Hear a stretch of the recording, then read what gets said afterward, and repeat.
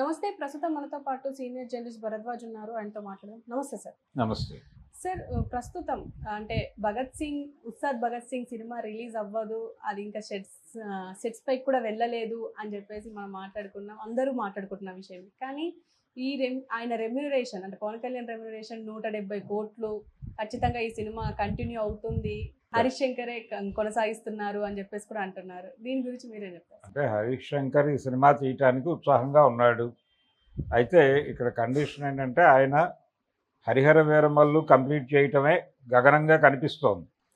అయితే ఆయన ప్రొడ్యూసర్లను కూర్చోబెట్టి నేను ఈ ప్రాజెక్టులన్నీ కంప్లీట్ చేస్తానని చెప్పాడు, హామీ ఇచ్చాడు. నిన్న ఓ 2 days బ్యాక్ ఎప్పుడో కలిశాడు. వాళ్ళు కలిసి ఒక భరోసా ఇచ్చాడు, ఆందోళన పడకండి, మీ సినిమాలు కంప్లీట్ చేస్తాను అని. ఇదే మాట ఆయన పదవి చేపట్టిన రోజు కూడా చెప్పాడు. ఒక 3 నెలలు నేను చాలా కాన్షియస్గా దీని మీద ఉంటాను, ఆ తర్వాత మీకు నెమ్మదిగా ఫేజ్ మేనర్లో 3 కంప్లీట్ చేస్తానని ఆ రోజున చెప్పాడు ఆయన. కానీ అవ్వలేదు. సంవత్సరం అవుతోంది. ఇప్పటి వరకు ఆయన ఓజీ కోసం డేస్ కేటాయించారా లేదా అనేది తెలియదు. అయితే వీళ్ళు అక్కడే షూట్ చేయడానికి ప్రిపేర్ అయి ఉన్నారు. తాడేపల్లి ప్రాంతంలోనే సెట్స్ వేసుకుని ఓజీ బ్యాచ్ ఉంది. అలాగే వీళ్ళు కూడా ఆ ఏరియాలోనే ఉన్నారు, హరిహర వీరమల్లు కూడా.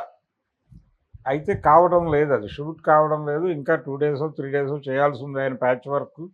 అది చేస్తారో చేయరో అనేటువంటి ఒక సందిగ్ధం నడుస్తోంది. ఆయన షూట్లో పాల్గొంటున్నట్లుగా ఎక్కడ ఏ రకమైనటువంటి వార్తలు లేవు, ఫొటోస్ ప్రదర్శనలు అలాంటివి కూడా ఏం కనిపించట్లేదు. అందుకని ప్రజలకు అనుమానం ఉంది, ఈ ప్రాజెక్ట్ ఉంటుందా ఉండదా. అంటే ఇవి రెండు చాలా వరకు కంప్లీషన్ స్టేజ్లో ఉన్నాయి. వాళ్ళకి 15 రోజులు ఇస్తే సరిపోతుంది అంటున్నాడు ఆయన ఓజీకి. ఇక్కడ 3 రోజులు ఇచ్చినా 2 రోజులు ఇచ్చినా చాలు అంటున్నారు.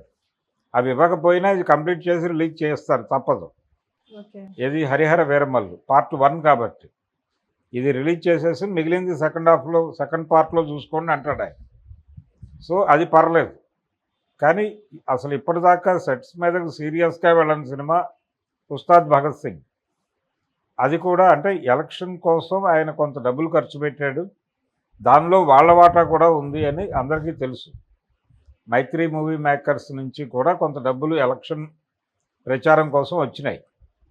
కాబట్టి ఆ సినిమా చేసి తీరాల్సినటువంటి ఒక పరిస్థితి ఉంది ఆయనకి.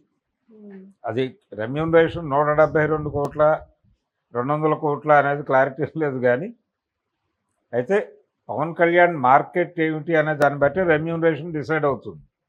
నేను అనుకోవటం ఈ బయటకు వచ్చినటువంటి ఫిగర్ అది వాస్తవం కాదు. ఆ రేంజ్ మార్కెట్ ఆయన ఈ మధ్య కాలంలో ఏ సినిమాలు కూడా రీచ్ అవ్వలేదు. ఆయన చేసినటువంటి వకీల్ సాబ్ పర్వాలేదు, కానీ ఆ తర్వాత చేసినటువంటి భీమ్లా నాయక్ ఆయనకి సక్సెస్ ఇవ్వలేదు. బ్రో అనే సినిమా కూడా సక్సెస్ ఇవ్వలేదు. 2 ఫెయిల్యూరే.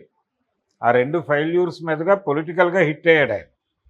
ఆ తర్వాత ఇప్పుడు ఈ ఇమేజ్ మీద ఈ సినిమాలు ఆడతాయనేటువంటి హోప్ ఉంది. అంతే తప్ప ఆయనకి ఇప్పుడు 170 కోట్లు ఇచ్చి, అంటే Harihara Veeramallu pan India cinema కాబట్టి అది పాన్ ఇండియా లెవెల్లో రిలీజ్ అయ్యి పాన్ ఇండియా మార్కెట్ ఓపెన్ అయితే అప్పుడు ఏదైనా ఆ స్థాయి రెమ్యూనరేషన్ ఇవ్వచ్చు ఆయనకి. కానీ అది ఇప్పుడు ఆ రెమ్యూనరేషన్తో ఇంతో కమిట్మెంట్ తీసుకున్నారనే మాట తప్పు.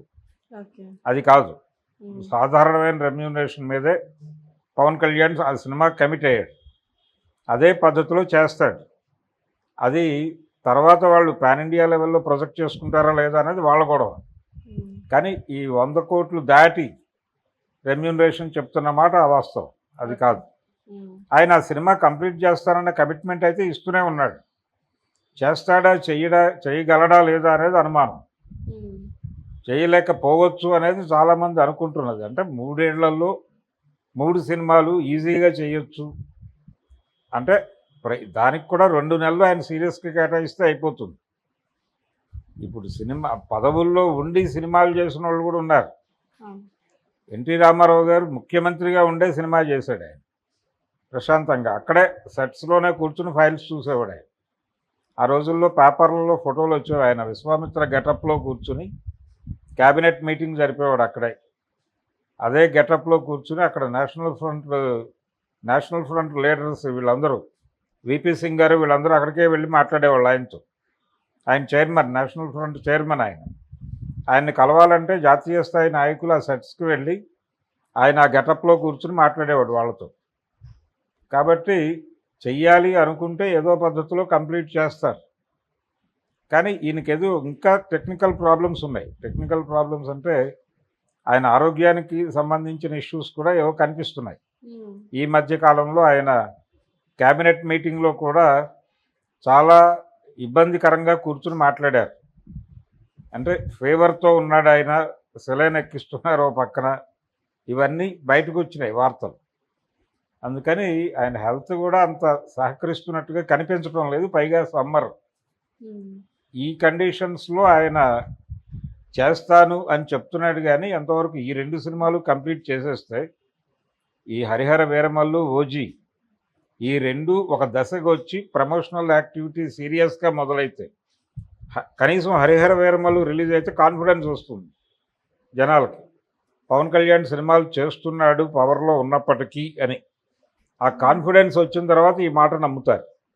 ఏది ఉస్తాద్ భగత్ సింగ్ ఉంది అని. ఇప్పుడు ఉంది అని చెప్పినా, అధికార ప్రకటన వచ్చినా నమ్మే పరిస్థితుల్లో జనాలు లేరు. చూద్దాంలే, ఆయన అలాగే చెప్తాడు, అప్పుడు అలాగే చెప్పాడు కదా అంటున్నారు. 3 నెలల తర్వాత నేను షూటింగ్స్ అన్నాడు ఆయన. 3 నెలలు కాదు, సంవత్సరం అయింది. ఇప్పటి వరకు ఆయన ఒక 17 నుంచి నెల రోజులు కేటాయించడమే కష్టంగా కనిపిస్తోంది ఆయనకున్న షెడ్యూల్స్ రీత్యా. అయినప్పటికీ వాటిలోనే వెసులుబాటు చూసుకుని రావాలి. కమిట్మెంట్ ఇచ్చున్నాడు.